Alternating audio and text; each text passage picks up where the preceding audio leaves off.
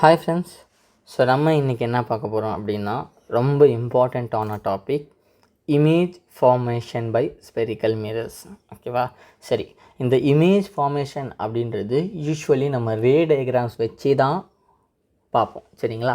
But இப்போ நம்ம என்ன பண்ணலாம், இந்த வீடியோவில் ஜென்ரலாக ஒரு தியரி படிச்சுட்டு நெக்ஸ்ட்டு வீடியோவில் இந்த இமேஜ் ஃபார்மேஷன் யூஸிங் ரே டயக்ராம்ஸ் ட்ரா பண்ணி படிச்சுப்போம், சரிங்களா? இப்போது நான் ஒரு இன்ட்ரோடக்ஷன் வீடியோ மாதிரி எப்படி இமேஜ் இருந்தால் ஆப்ஜெக்ட் எப்படி இருந்தால் இமேஜ் எப்படி ஃபார்ம் ஆகும் அப்படின்ற ஒரு விஷயத்தை மட்டும் உங்களுக்கு கிளியராக சொல்கிறேன், சரிங்க? இப்போ பாருங்கள், image formation by spherical mirrors. இந்த கர்வ்டு மிரர்ஸில் ஒன் ஆஃப் த கேட்டகரி தான் எனக்கு ஸ்பெரிக்கல் மிரர்ஸ். கரெக்டாக இல்லையா? நம்மளுக்கு பிளேன் மிரர்ஸ் இருக்குது, ஸ்பெரிக்கல் மிரர்ஸ் இருக்குது, கர்வ்டு மிரர்ஸ் இருக்குது. நெக்ஸ்ட்டு பார்த்திங்க அப்படின்னா கர்வ்டு மிரர்ஸ் இருக்குது. நெக்ஸ்ட்டு பார்த்திங்க அப்படின்னா பாராபோலிக் மிரர்ஸ் இருக்குது, எலிப்சாய்டு மிரர்ஸ் இருக்குது, ஏகப்பட்ட மிரர்ஸ் இருக்குது. ஓகேவா? எல்லா மிரர்ஸும் என்னப்பா ஃபார்ம் பண்ணும்? இமேஜை தான் சார் ஃபார்ம் பண்ணும். எந்த ரெண்டு இமேஜு நம்ம 6th 7th 8th 9th 10th படிச்சிடலாம். Image அப்படின்னா எனக்கு ரெண்டே டைப்பு தான். இமேஜ் அப்படின்னா எனக்கு என்னது? ரெண்டே டைப்பு தான். ஒன்று என்னது? ரியல், இன்னொன்று என்னது? வர்ச்சுவல். இது ரெண்டு டைப்ஸ் ஆஃப் இமேஜஸ் தான் ஃபார்ம் ஆகும். எந்த மிரர் எடுத்துக்கலாம் சார்? நீங்கள் பிளெயின் மிரர் எடுத்துக்கோங்க, ஸ்பெரிக்கல் மிரர்ஸ் எடுத்துக்கோங்க, பாராபோலிக்ஸ் மிரர் எடுத்துக்கோங்க, சைஸ் மட்டும் மாறிக்கிட்டே இருக்கும். ஓகே ஓகே, கவனிங்க.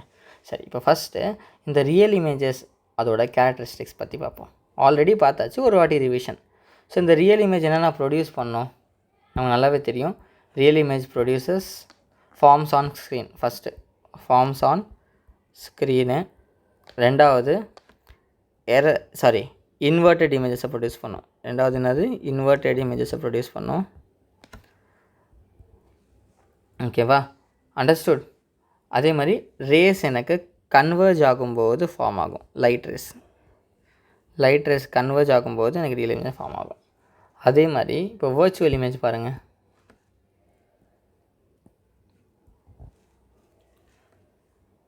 வர்ச்சுவல் இமேஜ் பார்ப்போமா? சரி, இப்போ இந்த வர்ச்சுவல் இமேஜ் பாருங்களேன், அப்படியே opposite of real image. Does not forms on ஸ்க்ரீனா.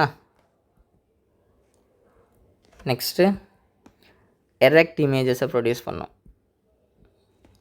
நெக்ஸ்ட்டு லைட் ரேஸ் எனக்கு டைவர்ஜ் ஆகும்போது எனக்கு என்ன ஆகும்? ப்ரொடியூஸ் ஆகும். டைவர்ஜ் ஆகும்போது எனக்கு என்ன ஆகும்? ப்ரொடியூஸ் ஆகும். இந்த ஸ்பெரிக்கல் மிரர்ஸில் ரியல் இமேஜ் எங்கே சார் ஃபார்ம் ஆகும் அப்படின்னா கான்கேவ் மிரரில் ஃபார்ம் ஆகும். வர்ச்சுவல் இமேஜஸ் எங்கே சார் ஃபார்ம் ஆகும் அப்படின்னா கான்வெக்ஸ் மிரரில் ஃபார்ம் ஆகும். ஸோ கான்கேவ் மிரரில் எனக்கு ரியல் இமேஜஸ் ஃபார்ம் ஆகும். ஒன்றே ஒரு கேஸ் மட்டும்தான், அது என்னென்னு பார்ப்போம். கான்வெக்ஸ் மிரரில் பார்த்திங்கன்னா எல்லாமே வர்ச்சுவல் இமேஜஸ் எனக்கு என்ன ஆகும்? ஃபார்ம் ஆகும். சரி, ஓகே சார்.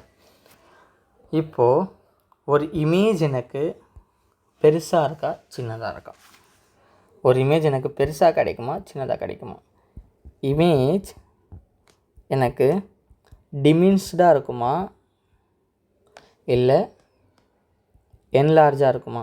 இதை யார் சார் டிட்டர்மைன் பண்ணுறது அப்படின்னா முக்கியமானது லொக்கேஷன் ஆஃப் த ஆப்ஜெக்ட். ஆப்ஜெக்டோட லொக்கேஷன் தான் ஒரு இமேஜோட கேரக்டர் என்ன பண்ணும்? டிட்டர்மைன் பண்ணும். ஒரு இமேஜோட கேரக்டரை யார் டிட்டர்மைன் பண்ணுறது அப்படின்னா லொக்கேஷன் ஆஃப் த ஆப்ஜெக்ட். ஓகேவா?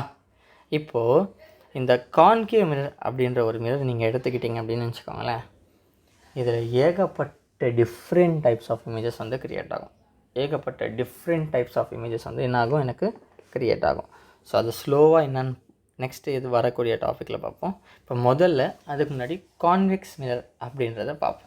இந்த கான்வெக்ஸ் மிரர் அப்படின்றத நம்ம நல்லாவே சொல்லிட்டோம். இந்த கான்வெக்ஸ் மிரர் எங்கே என்ன இமேஜஸை ஃபார்ம் பண்ணுது? இந்த கான்வெக்ஸ் மிரர் பார்த்திங்க அப்படின்னா எனக்கு வர்ச்சுவல் இமேஜஸை ஃபார்ம் பண்ணுது. என்ன இமேஜஸ்? Virtual images. இதை பொறுத்த வரைக்கும் ரெண்டு கண்டிஷன் தான்ப்பா. இப்போ பாருங்கள், நான் அந்த கான்வெக்ஸ் மிரரை வரைகிறேன். ரே டயக்ராம் வரையில, ஜஸ்ட் ஒரு ஜென்ரலாக வரைகிறேன், எப்படி புரிஞ்சிக்கணும் அப்படின்றது. இப்போ கவனிங்க. இப்போ இதுதான் ஒரு கான்வெக்ஸ் மிரர். இந்த கான்வெக்ஸ் மிரரில் பார்த்திங்க அப்படின்னா ஆப்ஜெக்ட் எனக்கு இமேஜின் பண்ணிக்கோங்க, ஆப்ஜெக்ட் வந்து இன்ஃபினிட்டியில் இருக்குது, எங்கே இருக்குதுன்னு தெரியாது, பட் ஏதோ ஒரு இடத்துல இருக்குது, எங்கே இருக்குதுன்னு தெரியாது, பட் ஏதோ ஒரு இடத்துல இருக்குது. ஓகேவா? என்ன ஆகும் அப்படின்னா, ஆப்ஜெக்ட் இன்ஃபினிட்டியில் இருக்கும்போது இமேஜ் எங்கே சார் ஆப்வியஸாக விழும் அப்படின்னா ஃபோக்கஸ் தான். இமேஜ் எங்கே விழும்? ஃபோக்கஸில் தான் எனக்கு என்ன ஆகும்? இமேஜ் வந்து விழும். பட் இந்த இடத்துல லைட் எனக்கு என்ன ஆகும்? டைவர்ஜ் ஆகும். அதே மாதிரி இந்த இமேஜ் பார்த்திங்கன்னா ரொம்ப குட்டியாக இருக்கும், அதே மாதிரி எரெக்ட் இமேஜாக இருக்கும். இமேஜ் எப்படி இருக்கும்? குட்டியாக இருக்கும், பட் எரெக்டாக இருக்கும். ஓகேவா? இதுதான் ஃபஸ்ட்டு கண்டிஷன். அட் இன்ஃபினிட்டியில் வச்சா ஆப்ஜெக்ட் வந்து ஃபோக்கஸில் மட்டும்தான் விழும், வேறு எங்கேயும் விழாது. செகண்ட் பார்த்திங்க அப்படின்னா அதே கான்வெக்ஸ் மிரரு.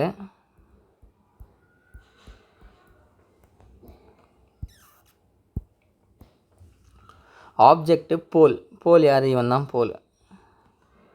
இவன் தான் யார்? எனக்கு சென்டர் ஆஃப் கர்வேச்சர். இமேஜின் பண்ணிங்க, ஆப்ஜெக்ட் இங்கே இருக்குது.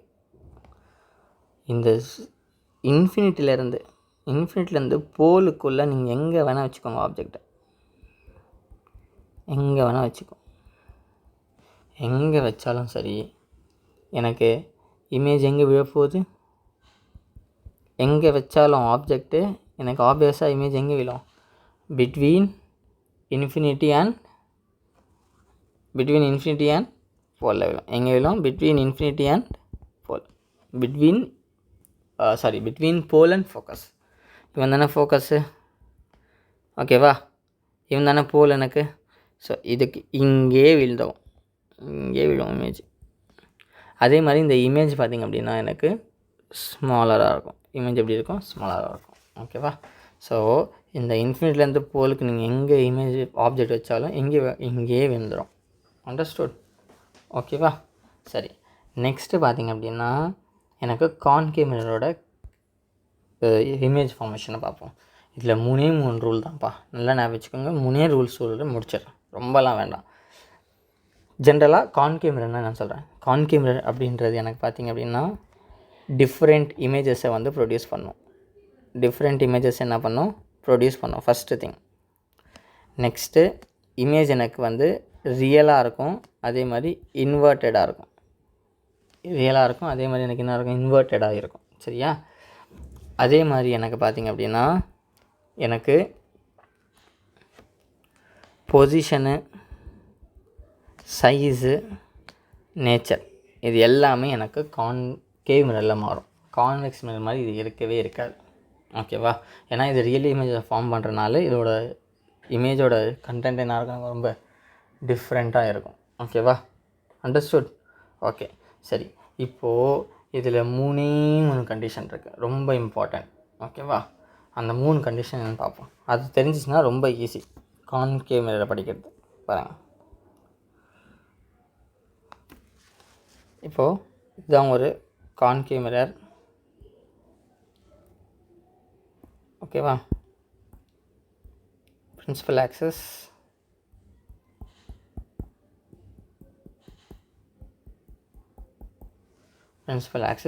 ஓகேவா? ஸோ இப்போது நான் ஆப்ஜெக்டை இன்ஃபினிட்டியில் வைக்க போகிறேன். ஆப்ஜெக்ட் எங்கே வைக்க போகிறேன்? ஆப்ஜெக்ட் அட் இன்ஃபினிட்டினா ஆப்வியஸாக எனக்கு ஃபோக்கஸில் தான் விழும்.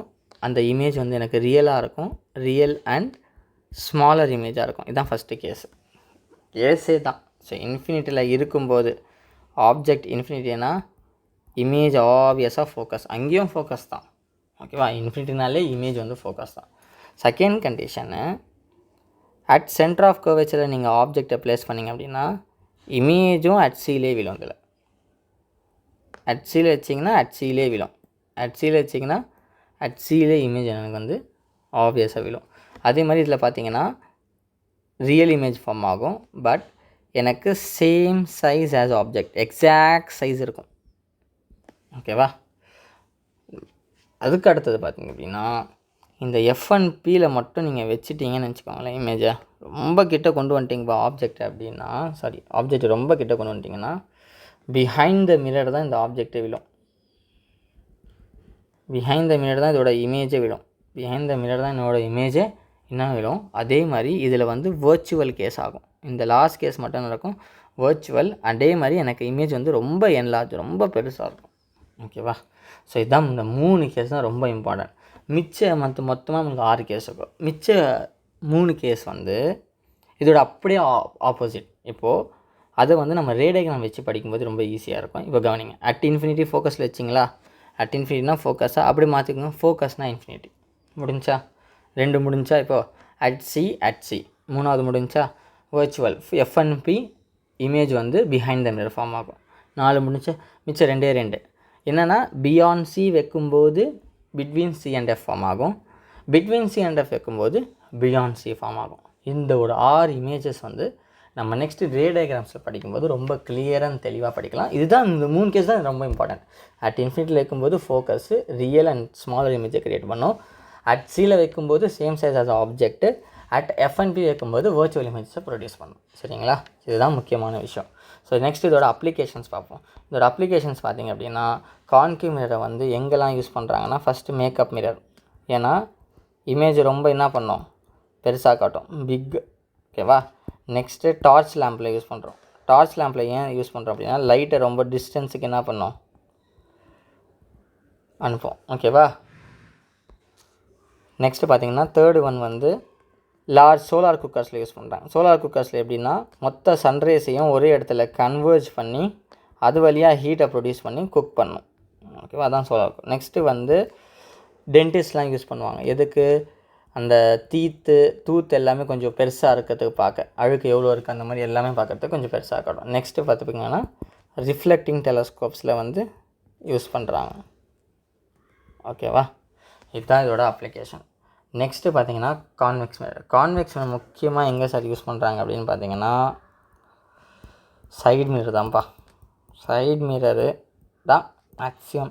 ஏன் சார் இது சைடு மிரர்னால் கான்வெக்ஸ் மிரர் வந்து வைடர் ஏரியாவை என்ன பண்ணோம், கவர் பண்ணும். ஓகேவா? வைடர் ஏரியாவை கவர் பண்ணும். அதே மாதிரி நீங்கள் இந்த பில்டிங்ஸில் பார்க்கலாம். அதே மாதிரி இந்த ஹேர்பின் பெண்டில், ஊட்டியில், இந்த கொடைக்கானலில் டேர்னிங்கில் பார்த்தீங்கன்னா இந்த மாதிரி மிரர்ஸ் வந்து வச்சுருப்பாங்க. இந்த மாதிரி மிரர்ஸ் இங்கே பார்த்தீங்கன்னா இந்த மாதிரி மிரர்ஸ் வந்து வச்சுருப்பாங்க. இந்த மிரர்ஸ் எல்லாமே வைடர் ஏரியாவை காட்டும்போது ரொம்ப ஈஸியாக டிரைவருக்கு என்ன பண்ணோம், இந்த ஈஸியாக ட்ரைவ் பண்ணி சேஃபராக போய் பேசஞ்சரை சேர்க்கறதுக்கு யூஸ் ஆகும். நம்மளும் சேஃபராக போகிறதுக்கு இந்த கான்வெக்ஸ் மிரர் வந்து ரொம்ப ரொம்ப யூஸ்ஃபுல் ஆகும். ஓகேவா? ஸோ நம்புகிறேன் இந்த வீடியோ உங்களுக்கு பிடிச்சிருக்கும், ரொம்ப ஈஸியாக இருக்கும் நம்புகிறேன். கான்செப்ட் எவ்வளோக்கு ஈஸியாக சொல்லித்தர முடியும் அவ்வளோ ஈஸியாக சொல்லி கொடுத்துருக்கேன். இதில் ஏதாவது டவுட் இருக்குது அப்படின்னு நீங்கள் கண்டிப்பாக எனக்கு கமெண்ட் செக்ஷனில் கமெண்ட் பண்ணுங்கள். ஓகேங்களா? Until then bye bye. Thank you.